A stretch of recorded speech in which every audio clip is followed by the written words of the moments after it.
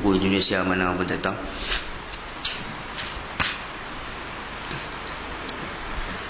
Masa mai Kenuri ni tuan-tuan, mai ziarah mak mentua sakit dengan serban merah, serban Al-Azhar tu. Saya tak nak pakai serban Al-Azhar. Saya tak nak pakai, takut nak pakai. Segi orang kata alim sangat. Rasa diri tak layak nak pakai, tapi dia pakai. Dia mengaji pondok mana saya pun tak tahu. Dengan jubah meleret. Saya pakai t-shirt ya. Balik kampung pakai t-shirt. Hari pakai serban pakailah, hari pakai jubah kita pakailah. Takkan nak ronda keliling kampung pakai jubah, kata orang gila dia. Kampung kita. Tapi tengok bini dia main pakai skirt. La ilaha illallah. Selalu tuan-tuan. Saya tengok saya gelak. Lepas tu dia sembang dengan mak mentua. Dia kata, nak berubat boleh mak wah, kena cari tanah kubur. Lepas tu tanah telaga hak 7 lapis. 7 lapis tanah tang mana 7 lapis? Tuan-tuan nak cari tahu mana? Saya tak tahu. Tuan-tuan tahu, tuan-tuan pergi cari. Ni pelik. Orang kita ni jenis pelik.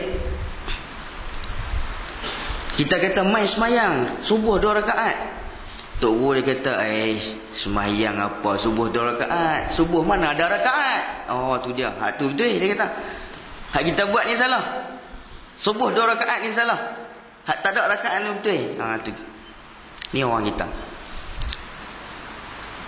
Sebab saya mengkaji benda ni tuan-tuan, ajaran sesat di Malaysia ni. Saya buat, bukan tesis saya, tapi saya mengkaji.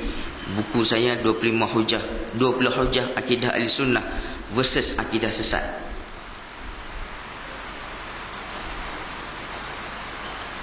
Tapi bukan ini fokus saya untuk pagi ini. Saya nak cerita tentang bab semayang tadi, bab solat tadi tuan-tuan. Bila kita sembahyang, kita tak betul-betul khusyuk dengan Allah Subhanahu wa ta'ala. Memang khusyuk ni payah dapat. Khusyuk ni bukan senang nak dapat, susah. Sebab itu Imam Nawawi rahimahullah dia kata, aku umur 40 baru aku dapat ilmu khusyuk waktu solat. Umur dia 40. Memang susah, tapi kita kena usaha, kita kena ikhtiar. Usaha dah Ustaz masa solat. Cuba kita tengok. Sebelum sembahyang ni tuan-tuan,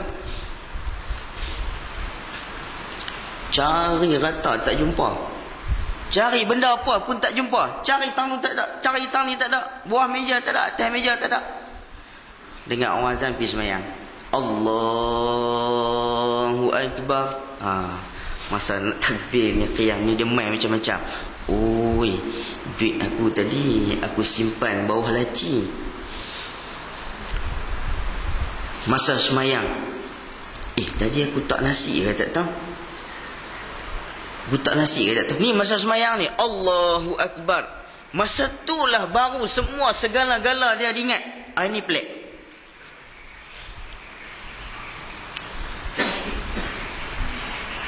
Perasan tak tuan-tuan? Perasan tak?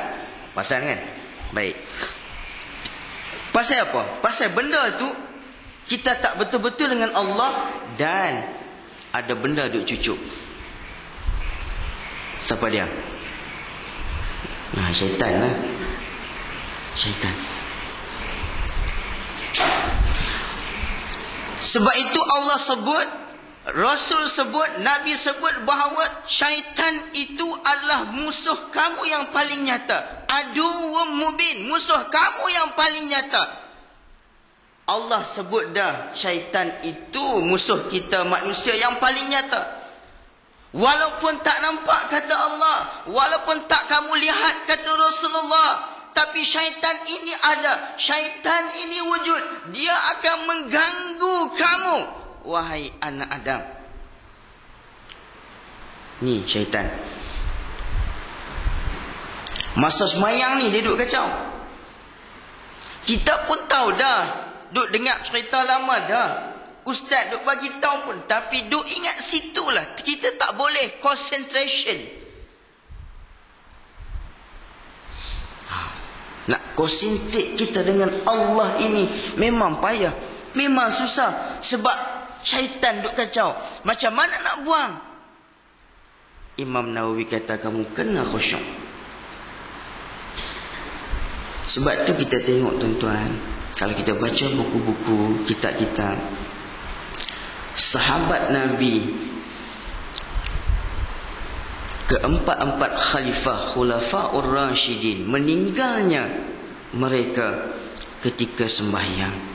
Mereka dibunuh ketika solat. Mereka ditikam ketika menunaikan sembahyang. Betapa khusyuknya mereka langsung tak rasa sakit. Sayyidina Uthman bin Affan ditikam berkali-kali, bertubi-tubi ketika menunaikan solat. Jamaah tengok ni tergamam. Ya Allah, darah meramu-ramu. Selesai Sayyidina Uthman menunaikan solat, baru rasa sakit. Semua nak cabut. Dia kata nanti nak cabut nanti, tunggu. Bagi aku solat sunat 2 rakaat, nanti hampa cabut. Tu dia tuan-tuan. Kita boleh kata tu? Tak boleh. Tapi kita kena usaha, ikhtiar bagaimana nak sampai ke tahap itu. Memang makam kita dengan para sahabat, kita tak boleh challenge, tak boleh lawan. Tapi usaha kita bagaimana? Dah usaha dah ustaz, syaitan ni jahat. Oh, syaitan juga jahat. Memang syaitan perangai dah jahat. Sebab itu bila Allah suruh syaitan sujud kepada Adam alaihi salam, Abul Anbiya, bapa kepada manusia, syaitan kata, iblis kata, syaitan dengan iblis ni satu keturunan je, namanya beza. Sifat sama, perangai semacam, tak ada beza. Macam kita lah, kan? Nama Mahathir, contoh lah, kan? Contoh saja. Tak sama dengan hidupnya mati. Contoh, nama Mahathir, seorang lagi Najib. Kebetulan saya sebut kan, perangai serupa ya, nama yang beza, perangai semacam. Rasuah tetap rasuah, zalim tetap zalim. Tak mau ke Islam ni serupa je. Boleh faham tak? Boleh tak apa. Boleh tekuk, saya tutup kitab. Loh, kitab tak baca lagi. Baik. Tuan-tuan muslimin muslimat yang saya kasih oleh Allah, syaitan ni sifatnya tuan-tuan, dia menderhaka. Syaitan ni sifatnya menderhaka kepada Allah Subhanahu wa ta'ala. Sebab tu bila Allah suruh usjudu li Adam, wahai iblis, sujud kamu kepada Adam. Aku perintahkan kamu wahai iblis, wahai syaitan, kamu sujud, tunduk pada Adam. Allah suruh sujud saja kepada Adam. Allah tak suruh pun syaitan iblis itu taat kepada Adam. Usjudu li Adam fasajadu illa iblis aba wastakbara wa kana minal kafirin. Surah Al-Baqarah. Wahai iblis, sujud kamu, aku perintahkan kamu supaya kamu sujud pada Adam. Sujud pada Adam. Malaikat semua sujud tuan-tuan. Ni hak sekok ni nama syaitan. Yang nama iblis ini, sampai ke sudah dia tak sujud, sampai ke sudah dia tidak taat dengan perintah Allah, sampai ke sudah langsung tidak mahu taat perintah Allah. Sebab itu Allah cerita dalam Al-Quran, sifat syaitan ini sifatnya adalah menderhaka. Syaitan sifatnya adalah menderhaka kepada Allah. Syaitan sifatnya, iblis sifatnya menderhaka kepada Tuhan yang mencipta dia. Ini sifat iblis, sifat syaitan, tuan-tuan. Kita kalau tidak taat kepada perintah Allah Subhanahu wa ta'ala, kita sama dengan dia. Kita manusia, hamba Allah yang diciptakan Allah Subhanahu wa ta'ala dengan sebaik-baik kejadian. Kalau kita tidak taat kepada Allah, maka kita sama dengan syaitan, dengan iblis. Kenapa? Sebab sifat menderhaka itulah yang Allah buang syaitan dan iblis ini ke dunia. Keluar kamu, kata Allah, daripada syurgaku. Keluar kamu, wahai iblis. Itu, tuan-tuan, sifat menderhaka kepada Allah. Dia berbeza dengan golongan malaikat. Malaikat ini Allah ciptakan makhluk yang namanya malaikat. Sifatnya adalah taat. Lawan kepada sifat syaitan tadi adalah menderhaka. Syaitan sifatnya menderhaka kepada Allah. Berbeza, berlawanan dengan sifat malaikat. Malaikat itu sifatnya adalah taat 100%. Manusia lagu mana? Manusia lagi pelik. Manusia 1001 macam pelik. Dia duduk tengah-tengah. Hak ni kita kata taat, hak ni kita kata derhaka. Manusia duduk tengah-tengah. Imannya baik, imannya bertambah, wa imanuhu yazid, imannya akan jadi taat.